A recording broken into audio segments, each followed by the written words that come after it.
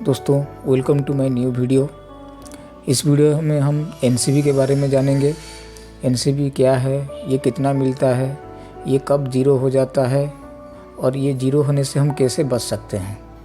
और हाँ दोस्तों, वीडियो के एंड में 2 इम्पोर्टेंट इन्फॉर्मेशन है एनसीबी के बारे में जो आपको कहीं पे भी नहीं मिलेगा, तो प्लीज़ वीडियो एंड तक देखिएगा। एनसीबी मतलब नो क्लेम बोनस होता है। आप अगर किसी भी पॉलिसी ईयर में मतलब 1 साल के अंदर कुछ भी क्लेम नहीं लेते हैं तो अगले साल आपके इंश्योरेंस प्रीमियम के ऊपर 20% का डिस्काउंट मिलता है और ये कंटिन्यू हर साल के बाद बढ़ता ही जाता है अप टू 50% तक, और 50% के बाद और नहीं बढ़ता, 50% ही मैक्सिमम आपको मिलता है। अगर आप कंटिन्यू 2 साल तक कोई क्लेम नहीं लेते हैं तो आपको 25% मिलता है, 3 साल तक कोई क्लेम नहीं लेते हैं तो 35% मिलता है, 4 साल के बाद 45% और 5 साल के बाद 50% आपको नो क्लेम बोनस मिलता है पॉलिसी में। एनसीबी का डिस्काउंट आपको सिर्फ ओडी प्रीमियम के ऊपर मिलता है, थर्ड पार्टी के प्रीमियम के ऊपर ये नहीं अप्लाई होता है। तो अब चलिए जानते हैं एनसीबी कब ज़ीरो या कैंसिल होता है। दोस्तों 2 चीज़ों के लिए एनसीबी ज़ीरो या कैंसिल होता है। पहला तो अगर आप पॉलिसी पीरियड में क्लेम लेते हैं तो नेक्स्ट ईयर आपका एनसीबी ज़ीरो हो जाता है। दूसरा है अगर आपका पॉलिसी कंटिन्यू नहीं रहता, अगर आपका डिसकंटिन्यू पॉलिसी हो जाता है और 1 साल का ख़त्म होने के बाद आप 90 दिन तक इंश्योरेंस नहीं करवाते हैं तो आपका एनसीबी ज़ीरो हो जाता है। एक्चुअली ये 90 दिन का रूल इंश्योरेंस कंपनी को आपको पूछना पड़ेगा उनका होता है या नहीं होता है, लेकिन 90 दिन का वेवर पीरियड रहता है। अब उसके अंदर भी रिन्यूअल करवाते हैं तब भी एनसीबी आपका बच जाता है, लेकिन 90 दिन के बाद आपका एनसीबी आपको नहीं मिलता है। तो दोस्तों कभी भी आपका इंश्योरेंस पॉलिसी ब्रेक इन मत कीजिएगा, हमेशा कंटिन्यू में रखिएगा। एनसीबी एड ऑन क्या है, ये हर पॉलिसी में हर इंश्योरेंस कंपनी में अलग अलग नाम से है, लेकिन इसका मतलब ये है अगर आप ये एड ऑन अपने पॉलिसी में लेते हैं तो आपका जो एनसीबी, अगर आप एक क्लेम ले लिए दूसरे साल आपका एनसीबी ज़ीरो हो जाता है, ये नहीं होता है। ये हर इंश्योरेंस का अलग अलग रूल है। आप जब भी कभी इंश्योरेंस लेंगे तो पूछ लेंगे कि आपका कितना क्लेम तक एनसीबी होल्ड होके रहता है या कैंसिल नहीं होता है, या और एक भी ऑप्शन रहता है कि कितना अमाउंट तक आप क्लेम ले सकते हैं जिससे आपका एनसीबी का डिस्काउंट बचा रहता है। ये हर इंश्योरेंस में अलग अलग है, लेकिन सबका ये फंडा एक ही है, no claim bonus add on आपको पॉलिसी में एक छोटा प्रीमियम देके लेना पड़ता है। एनसीबी से क्या प्रॉब्लम आ सकता है और इंश्योरेंस करने के टाइम में हमको क्या ध्यान रखना पड़ेगा।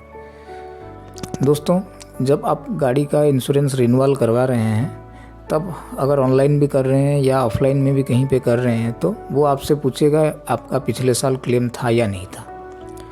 तो दोस्तों वो कभी भी गलत मत बोलिएगा डिस्काउंट के चक्कर में। अगर क्लेम है तो करेक्ट डिक्लेरेशन दीजिएगा, नहीं तो अगर आप गलत बोल के एनसीबी ले लेते हैं, अब पॉलिसी बनने के बाद हर इंश्योरेंस कंपनी पिछले इंश्योरेंस कंपनी से कन्फर्मेशन लेता है आपका एनसीबी का।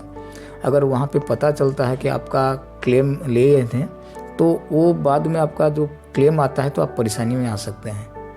हाँ, लेकिन कंपनी का भी एक ऑप्शन है, जब उसको पता चलता है कि आपका एनसीबी ज़ीरो होना था तो वो आपको लेटर भेजता है, मैसेज भेजता है कि इतना अमाउंट का आप एनसीबी रिटर्न कर दीजिए।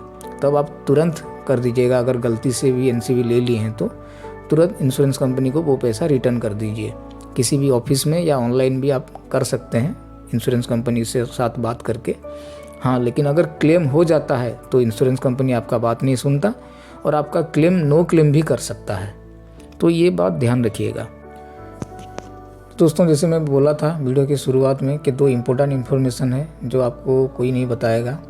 पहला है कि आप एनसीबी ट्रांसफ़र कर सकते हैं। जैसे आप एक गाड़ी में 50% एनसीबी लिए हुए हैं और आप दूसरा एक गाड़ी खरीदने जा रहे हैं और उसको बेच दिए हैं, तो अगर आपका जो इंश्योरेंस कंपनी चाहेगा तो आपको उसी बेसिस पे दूसरा गाड़ी के बेसिस में इस पॉलिसी में आपको एनसीबी दे सकता है। तो इसका प्रोसीजर क्या है, तो पहले तो आपको जो पुराना गाड़ी का इंश्योरेंस कंपनी है वहाँ से एक नो क्लेम बोनस का सर्टिफिकेट लेना पड़ेगा और आपका ओनरशिप ट्रांसफ़र का डॉक्यूमेंट और पुराना आरसी फिर नया इंश्योरेंस कंपनी को देना पड़ेगा। हाँ, लेकिन दोस्तों ये आपका पूरी वो नया इंश्योरेंस कंपनी के ऊपर डिपेंड करता है, वो आपको कितना डिस्काउंट देता है और देता कि नहीं देता है। क्योंकि आप अगर छोटा गाड़ी से बड़ा गाड़ी ले रहे हैं तो वो तो इंश्योरेंस कंपनी का लॉस ही होता है। लेकिन ये एक स्कोप है, आप ट्राई कर सकते हैं।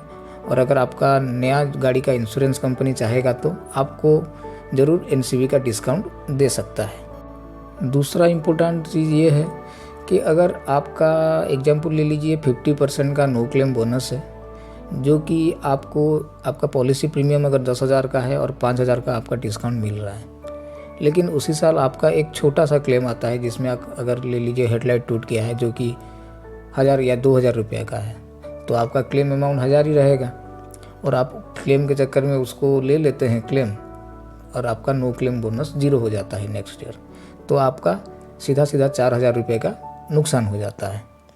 तो दोस्तों कभी भी अगर छोटा क्लेम कर रहे हैं तो थोड़ा एनसीवी को ध्यान रखिएगा। अगर पॉलिसी में बहुत ज़्यादा एनसीवी का डिस्काउंट है और आपका क्लेम अमाउंट छोटा है तो यार क्लेम मत कीजिए।